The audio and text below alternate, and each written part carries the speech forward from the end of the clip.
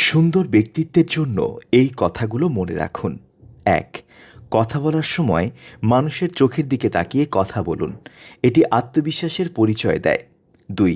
হাঁটার সময় মেরুদণ্ড সোজা রাখুন এবং স্থিরভাবে হাঁটুন। এটি আত্মবিশ্বাসের পরিচায়ক। ৩. অপ্রয়োজনীয় কথা কম বলুন। যত কম কথা বলবেন আপনার কথার গুরুত্ব তত বাড়বে। ৪.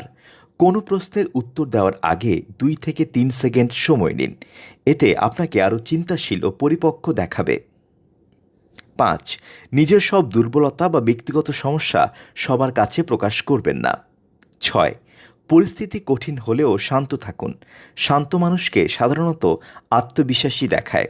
৭. দামি নয়, পরিষ্কার পরিচ্ছন্ন রুচিশীল পোশাক পরুন। ৮. সময়ের মূল্য দিন।